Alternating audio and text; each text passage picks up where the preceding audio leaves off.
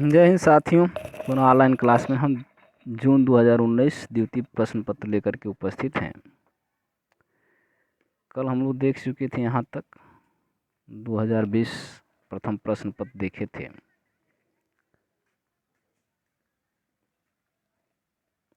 यहाँ दिया है, बैठे हुए सुखद आतप में मृग रोमंथन करते, वन के जीव विवर से बाहर हो विश्रब्द विचरते। इन पंक्तियों में वर्णन है। ये पंक्तियां है रश्मि रथी में परशुराम आश्रम का।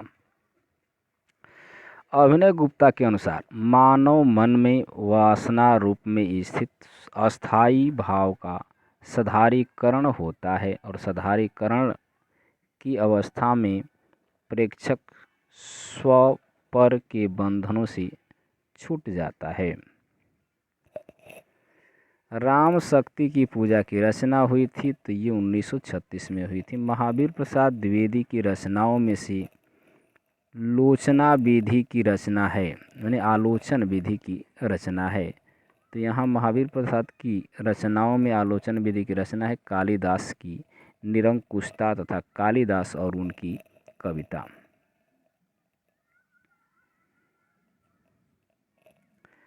सखी नील नभस्सर में उतरा यह हंस, आह तरता तरता अब तारक मौक्तिक शेष नहीं निकला जिनको चरता चरता। इन पंक्तियों में हंस अलंकार से संबद्ध है तो रूपकातिक संयुक्ति अलंकार है।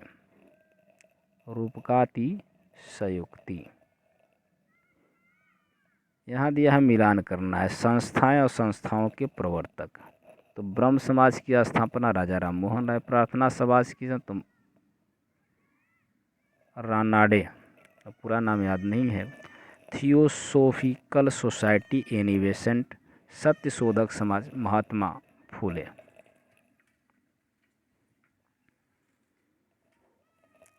यह पंक्ति है, इश्क भरा है देख ले और जगत से दूर एक अचंभा हमने देखा देहरी का नासूर। अमीर खुसरो की इस पहेली से अभिप्राय है तो कुआं का।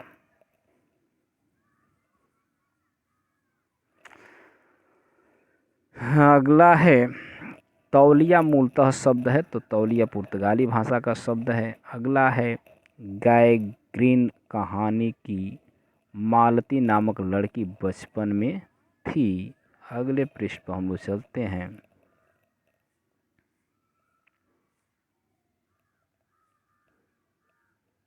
तो कौन थी? उद्धत और चंचल तथा चोरी से क्लास से भागने वाली लड़की। यदि प्रबंध काव्य एक विस्तृत वन स्थली है तो मुक्तक एक चुना हुआ गुलदस्ता है। बिहारी के संबंध में यह कथन है रामचंद्र शुक्ल का। नामवर सिंह ने संस्कृत और सौंदर्य के निबंध में हजारी प्रसाद द्विवेदी द्वारा रचित अशोक के फूल की रचना का उद्देश्य माना है। आर्य संस्कृत की शुद्धता के अहंकार पर चोट। भीष्म साहनी के नाटकों की विशेषता है तो भीष्म साहनी भारतीय नारी की पीड़ा का प्रभावी प्रस्तुतिकरण और मध्यकालीन धर्मांधता, अनाचार तथा तानाशाही की सामयिक संगति है। कहानी इतिवृत्त हो ही तो है, यानी उसमें स्थिति से स्थित्यंतर अर्थात जीवन गति होनी चाहिए। काल का कुछ स्पंदन, कुछ तनाव अनुभव हो, वही तो कहानी का रस है। कहानी के विषय में यह विचार है जैनेन्द्र कुमार का।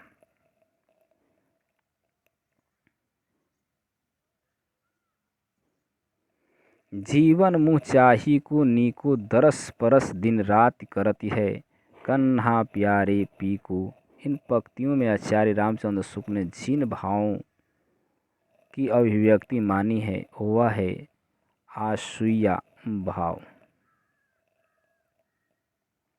गांधी के संदर्भ में कथन है, तो गांधी के संदर्भ में कथन है, इसके विचारों का स्रोत दैनिक साधना है, इनका आधार तर्क नहीं सहानुभूति है तथा इसके पीछे मार्क्सवाद के समान व्यवस्थित शास्त्रीय अध्ययन नहीं है। सही है, जबकि इनमें विचार स्वातंत्र्य का अभाव है, सही नहीं है।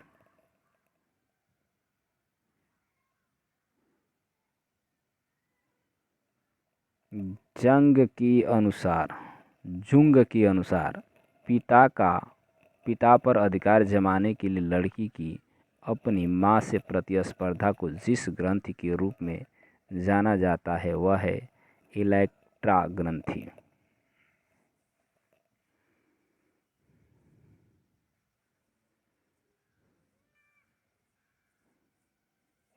आचार्य भरत ने काव्य दोषों की संख्या मानी है 10। बाली को सपूत कपिकुल पुरहुत रघुवीर जू को दूत भरी रूप विकराल को ये काव्य पंक्ति है सेनापति की। बाली को सपूत कपिकुल पुरहुत रघुवीर जू को दूत भरी रूप विकराल को, ये पंक्ति है सेनापति की।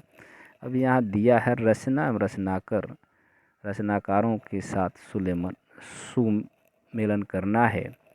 तो यहाँ है काव्य प्रकाश चिंतामणि, रजरास मतीराम, रसविलास देव, रस संसार भिखारीदास। अगला है सुरेंद्र वर्मा के नाटकों का प्रकाशन काल की दृष्टि से सही अनुक्रम है। तो सुरेंद्र वर्मा का नाटक है, पहला है द्रौपदी 1972, आठवां सर्ग 1976, शकुंतला की अंगूठी 1990, रति का कंगना 1910। प्रकाशन वर्ष के अनुसार संस्मरण कृतियों का अनुक्रम है। तो यहाँ आपका रुक जाइए थोड़ा,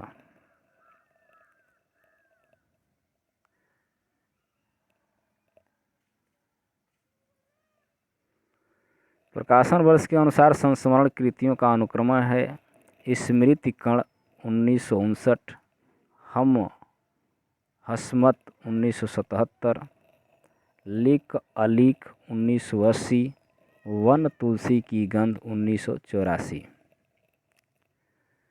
दोनों का हठ था दुर्निवार, दोनों ही थे विश्वासहीन। कमायनी की इन पंक्तियों का आशय है, देव और दानव दोनों हठी और विश्वासहीन थे।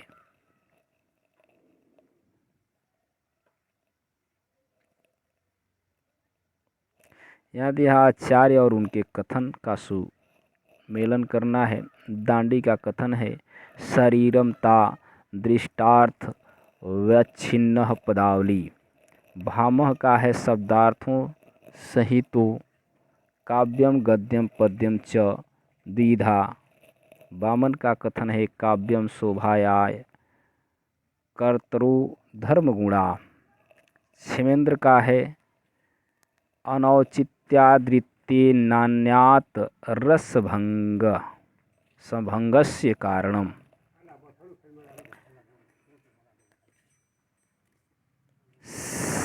लाला श्रीनिवास दास ने जिन विधाओं में लिखा है,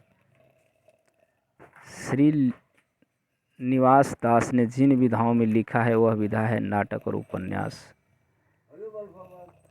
यह मेरे जीवन का केवल अर्ध सत्य है, मैंने केवल अपने बहिरंग जीवन का ही विवरण दिया है। जहाँ तक अंतरंग जीवन का प्रश्न है वह नितांत मेरा अपना है, आपको उसका समभागी बनाने की उदारता मुझ में नहीं है। यह वक्तव्य है नगेंद्र का।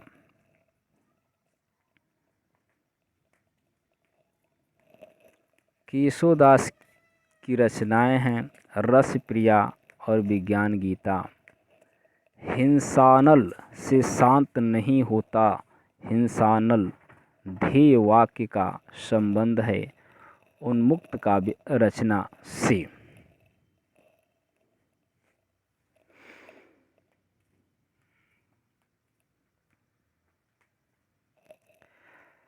तोरी माननी ते हियो फोरी मोहिनी मान, प्रेम देव की छवि ही लकी भय मिया रस खान। आचार्य रामचंद्र शुक्ल के अनुसार इस दोहे से प्रमाणित होता है कि रसखान किसी स्त्री पर आसक्त थे। स्त्री मानवती थी और रसखान का अनादर करती थी। रसखान को भास हुआ कि जिस पर गोपियाँ मरती हैं उसी पर ध्यान लगाया जाए। अगर प्रेम खूंखार शेर है तो मैं उससे दूर ही रहूँगी। मैंने तो उसे गाय ही समझ रखा था। मैं प्रेम को संदेह के ऊपर समझती हूँ। वह देह की वस्तु नहीं, आत्मा की वस्तु है। संदेह का वहाँ जरा भी स्थान नहीं, और हिंसा तो संदेह का ही परिणाम है। वह संपूर्ण आत्मसमर्पण है। ये पंक्ति गोदान उपन्यास में जिस पात्र द्वारा कही गई है वह है मालती।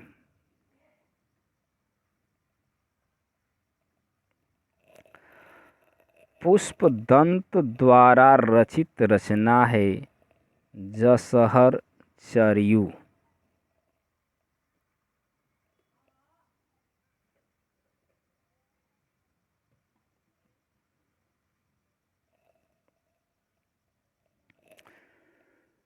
निराला जी पर बंग भाषा की काव्य शैली का प्रभाव है। समास में गुम्फित पदवल्लरी क्रियापद के लोप आदि में स्पष्ट झलकता है।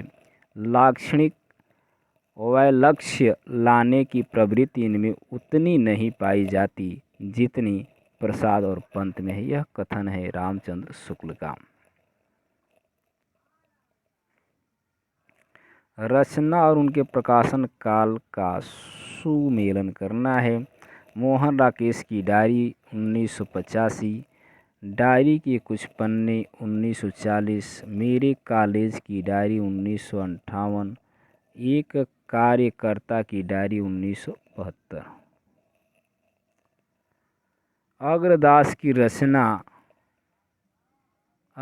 रचनाएं नहीं है तो रूप मंजरी, जबकि ध्यान मंजरी, कुंडलिया, राम ध्यान मंजरी इनकी रचनाएं हैं। यानी रूप मंजरी नहीं है, ध्यान मंजरी, कुंडलिया, राम ध्यान मंजरी इनकी रचनाएं हैं। यही सच है कि कहानीकार हैं मनु भंडारी।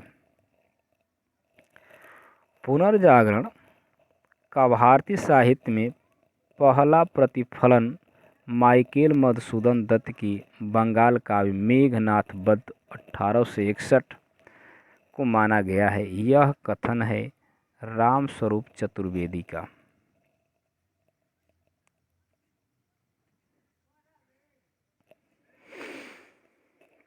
बच्चन सिंह सिहर सा गया और उसके हाथों की अभ्यस्त निठुरता को जैसे किसी मानवीय कोमलता ने धीरे से छू लिया। यह कथन जिस कहानीकार का है वह है राजा निर्वंशिया।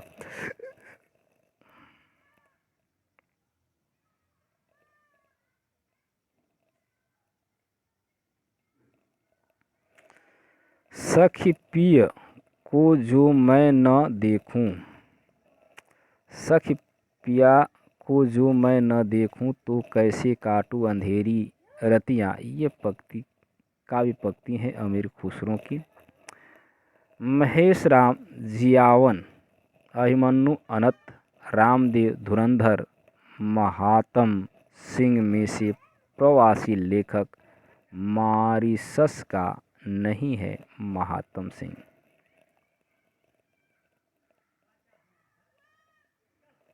कुमार रविंद्र, गिरधर राठी, वीरेंद्र मिश्र तथा महेश्वर तिवारी में से जिनका संबंध नवगीत विधा से नहीं है वे हैं गिरधर राठी। नुक्कड़ नाटक के विषय में सही नहीं है तो कला के लिए कला। यहाँ कथन और तर्क दिया गया है। यहाँ स्थापना है, ये मैं स्थापना में करूँ। 19वीं शताब्दी का नवजागरण भक्तिकालीन लोक जागरण से भिन्न इस बात में है कि वह उपनिषदवादी दौर का उपज है। तर्क है कि उनका ऐतिहासिक अंतर्वस्तु एक समान है। ये सही है, आर भी सही है।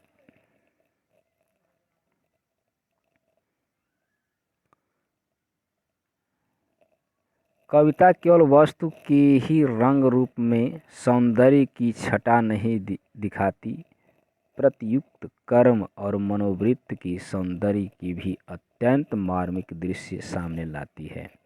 तर्क दे रहा है कि वह विकसित कमल के सौंदर्य का चित्रण तो करती है, पर शौच नोचते कुत्तों के विभत्स व्यापार की झलक नहीं दिखाती, क्योंकि विभत्स व्यापार का चित्रण शास्त्र अनुमोदित नहीं है। तो यहाँ ये सही है, आर गलत है।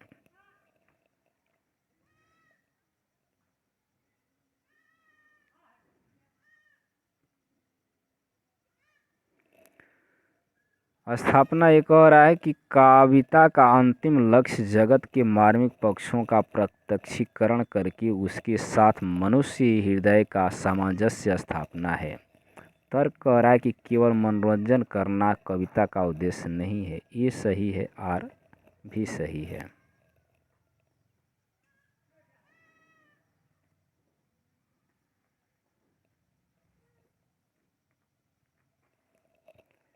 यहाँ ये कह रहा है कि कला का आस्वाद युग निरपेक्ष नहीं होता। तर्क है शाश्वत का गुण कालजयी कलाकृतियों में सहज अंतर्भूत नहीं होता। कला का आस्वाद युग निरपेक्ष नहीं होता। ये दोनों क्या हैं? गलत हैं।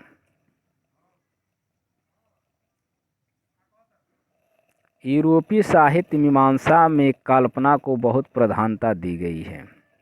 कल्पना काव्य का अनिवार्य साध्य है। ये सही है, आर गलत है।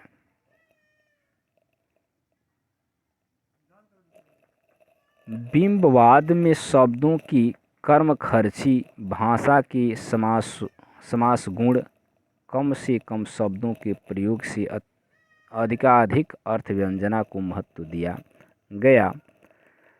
बिंबवाद के समर्थकों का मानना है कि विषय का सपाट और प्रत्यक्ष निरूपण किया जाना चाहिए। ये सही है, लेकिन आर गलत है। रामचंद्र शुक्ल के अनुसार रहीम के बारे में सही है तो क्या है? संस्कृत, अरबी और फारसी के पूर्ण विद्वान थे। उनकी दानशीलता हृदय की सच्ची प्रेरणा के रूप में थी। उनकी सभा विद्वानों और कवियों से सदा भरी रहती थी। आचार्य हजारी प्रसाद के उपन्यासों की दृष्टि से उनके समय से सुमेलन इस प्रकार है। सुमेलन किया गया है, देख लेते हैं। आनामदास का पोथा औपनिषदिक काल, पुनर्वा क्या है? 4वीं शताब्दी। बाणभट्ट की आत्मकथा 6वीं शताब्दी। चारुचंद्र लेख 12वीं-13वीं शताब्दी। राम नरेश त्रिपाठी, राम नरेश त्रिपाठी, रामेश्वर शुक्लांचल, बालकृष्ण शर्मा नवीन तथा भारत भूषण अग्रवाल में से वह कवि जो उत्तर छायावाद से संबंध है। रामेश्वर शुक्लांचल तथा बालकृष्ण शर्मा नवीन। यहाँ ग्रंथों उनके रचयिताओं का सुमेलन इस प्रकार है। Peri Hupsous, Longinus, the Sacred Wood, T M. Eliot, Poetics, अरस्तु, बायोग्राफिया लिटरेरिया कॉलरिज।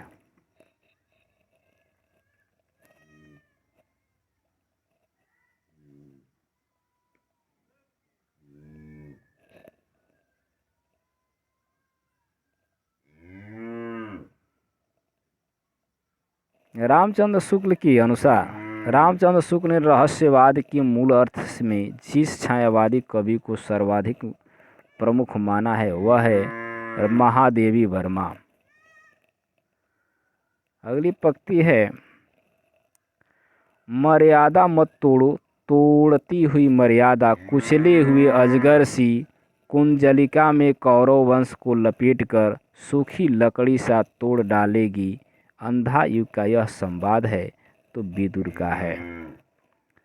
सुजान की अपेक्षा से विराग उत्पन्न होने के बाद रीतकालीन कवि घनानंद वृंदावन जाकर जिस संप्रदाय के वैष्णव हुए वह था निम्बार्का संप्रदाय।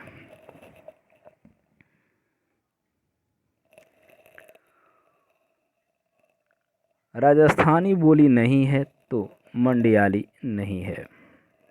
यहाँ पे दिया गया है, मेयावती मरवाड़ी और मेवाड़ी हथौड़ी सिखावती राजस्थानी बोलियां हैं, मंडियाली नहीं है। महादेवी वर्मा का गीत मैं नीर भरी दुख की बदली जिस काव्य संग्रह से संबंध है वह काव्य है, वह है संध्या गीत।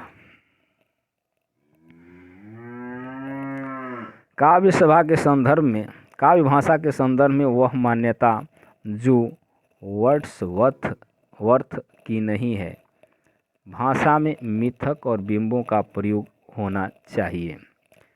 अपभ्रंश के जो नमूने हमें पद्यों में मिलते हैं वे उस काव्य भाषा के हैं जो अपने पुरानेपन के कारण बोलने की भाषा से कुछ अलग, बहुत दिनों तक आदिकाल के अंत क्या उसके कुछ पीछे तक पोथियों में चलती रही। यह कथन है रामचंद्र शुक्ल का। यशपाल के उपन्यास झूठा सच में दौलत राम जिस राजनीतिक दल का सदस्य है वह थी कम्युनिस्ट पार्टी। मैं पुराना चावल ही बड़े आदमियों के खाने योग्य समझा जाता है, वैसा ही अपने समय में कुछ पुरानी पड़ी हुई परंपरा के गौरव से युक्त भाषा ही पुस्तक रचने वालों के व्यवहार योग्य समझी जाती थी। रामचंद्र शुक्ल का उपयुक्त कथन हिंदी साहित्य का इतिहास के आदिकाल के जिस प्रकरण में है वह प्रकरण क्या है? प्रकरण 4 है। किसी बात का टोटा होने पर उसे पूरा करने की इच्छा होती है, दुख होने पर उसे मिटाना चाहते हैं, यह स्वभाव है। यह कथन उद्धृत है कछुआ धर्मचंद्र शर्मा गुलेरी से। जन्म काल के अनुसार रचनाकारों का सही अनुक्रम है तो केशवदास 1555, बिहारी 1595, मतीराम 1617, घनानंद 1689। रस की प्रस्तुति के लिए तद्रूपतानुसंधान शब्द का प्रयोग किया है तो आचार्य भट्ट लुल्लट ने।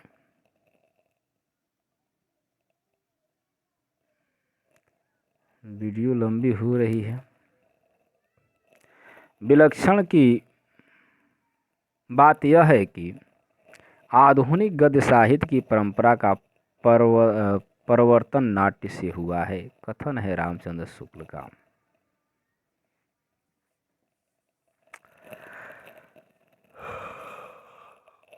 भारतीय प्रशासन व्यवस्था पर सटीक व्यंग करने वाली रचना है भोला राम का जीव जामुन का पेड़।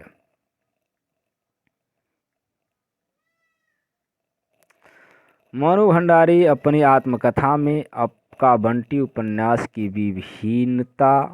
विभिन्नता समीक्षाओं में जिस पक्ष को उपेक्षित मानती है वह है मुख्य स्त्री पात्र स्त्रीत्व। तो कनक किरण के अंतराल में लुक छिपकर चलते हो क्यों, हे लाज भरे सौंदर्य की बात तो मौन बने रहते हो क्यों। यह गीत पंक्ति जयशंकर प्रसाद की जिस रचना से संबंधित है वह है चंद्रगुप्त मौर्य का। आचार्य रामचंद्र शुक्ल ने प्रिय प्रवास की जिस विशेषता का उल्लेख नहीं किया है वह है इसकी कथा वस्तु एक अच्छे प्रबंध के लिए पर्याप्त है।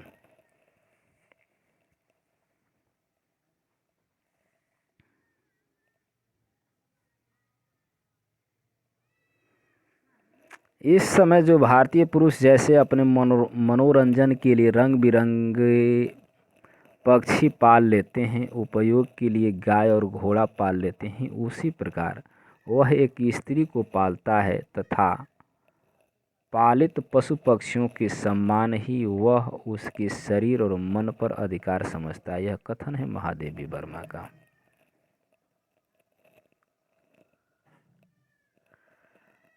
जन्मा कवि प्रकृत्या घुमक्कड़ और विचारतः मूलतः मार्क्सवादी। कविता के लिए कोई भी विषय हो सकता है। घुमक्कड़ ऐसे कि कभी यहाँ कभी वहाँ, मूलतः मार्क्सवादी, किंतु वे उसके बाहर भी झांक लेते हैं। बच्चन का यह कथन जिस कवि के विषय में है वह कवि है नागार्जुन। यहाँ पे दिया गया है लोकमंचीय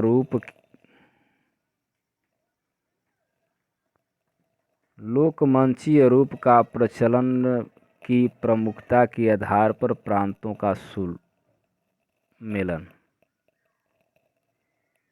तो यहाँ ये सांग का होता है हरियाणा में, विदेशिया बिहार में, माछ मध्य प्रदेश में, ख्याल राजस्थान में।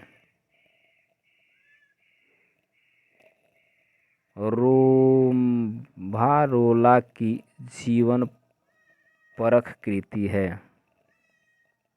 महात्मा गांधी विश्व की अद्वितीय पुरुष।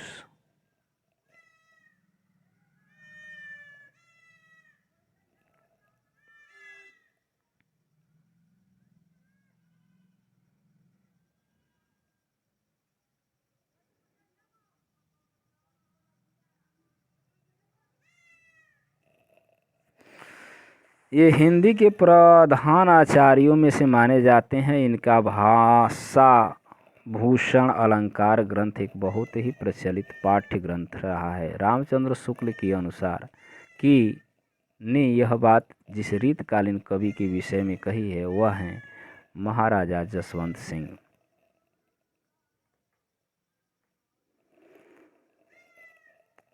प्रकाशन काल की दृष्टि से उपन्यासों का अनुक्रम है गर्मराख 1952, भोले बिसरे चित्र 1959, टेराकोटा 1971, मानस का हंस 1973।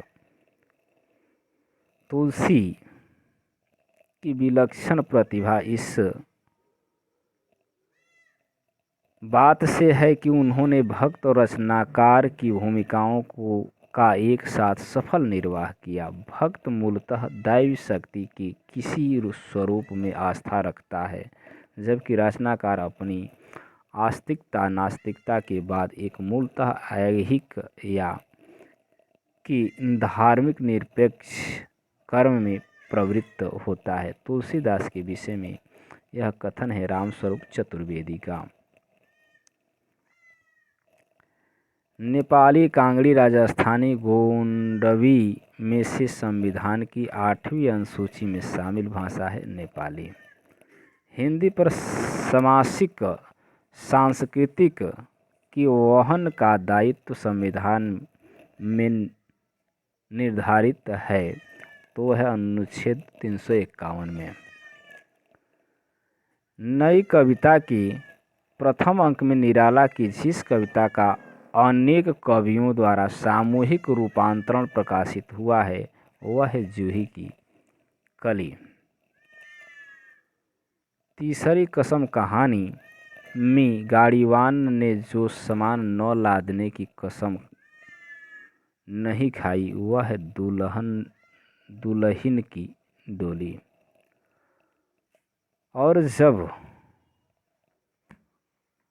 और अब तो हवा भी बुझ चुकी और सारे इश्तहार उतार लिए गए जिनमें कल आदमी अकाल था। यह पंक्ति है कवि धूमिल की। काव्य रचनाओं का उनके प्रकाशन काल से सुमेलन। जूही की कली 1916, भारत भारती 1912, प्रिय प्रवास 1914, रश्मि रथी 1919। क्या स्त्री होना कोई पाप है? यह संवाद संबंधित है आकाशदीप कहानी से है। रचना काल की दृष्टि से रचनाओं का सही अनुक्रम है नाट्य शास्त्र, काव्यालंकार, ध्वन्यालोक, साहित्य दर्पण। काव्य पंक्तियों का उनके रचनाकारों से सुमेलन इस प्रकार है।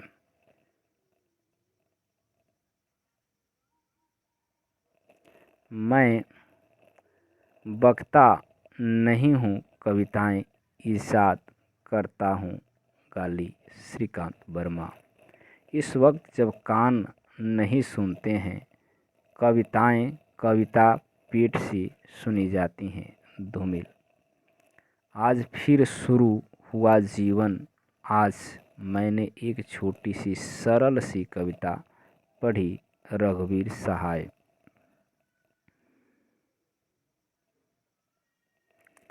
मैं नया कवि हूँ, इसी से जानता हूँ सत्य। सर्वेश्वर दयाल की चोट बहुत गहरी होती सक्सेना। यानी सर्वेश्वर दयाल सक्सेना।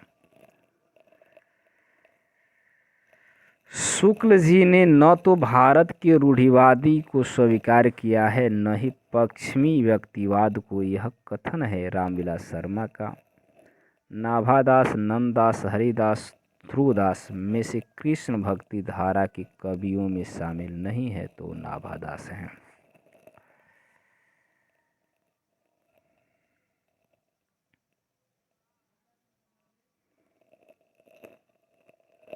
तमस उपन्यास में सांप्रदायिक भावना के निर्माण में सांप्रदायिक पूर्वाग्रह, वर्गीय पूर्वाग्रह तथा अतीत का गौरव कथाएं में से जो सहायक नहीं है वह है विभिन्न संप्रदायों का एक स्थान पर वास।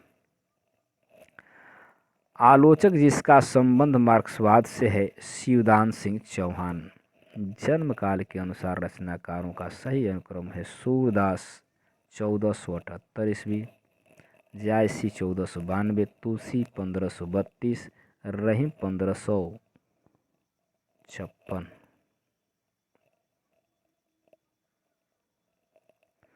राम और काम का द्वंद्व जिस उपन्यास में चित्रित हुआ है वह है मानस का हंस। कालरीज की काव्य संबंधी धारणा का प्रमुख आधार है जयवादी सिद्धांत।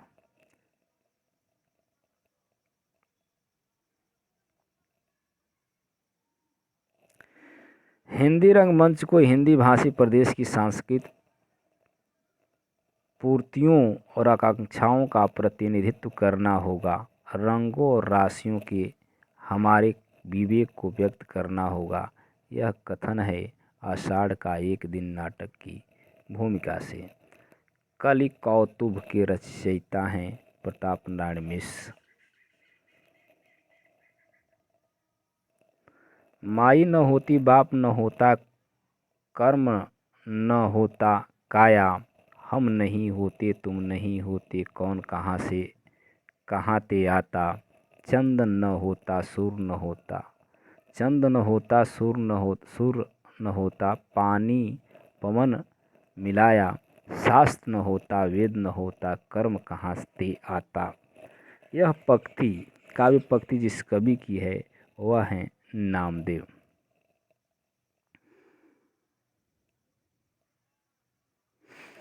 आनंदवर्धन ने ध्वनि की आत्मा माना है रस ध्वनि को।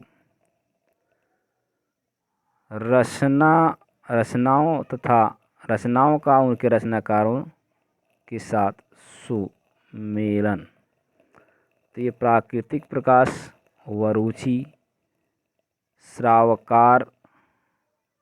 श्रावकाचार है, देवसेन, प्रबंध चिंतामणि हेमचंद्र, कुमारपाल प्रतिशोध, सोम प्रभा सूरी। तो आज के लिए बस इतना ही। तो धन्यवाद। वीडियो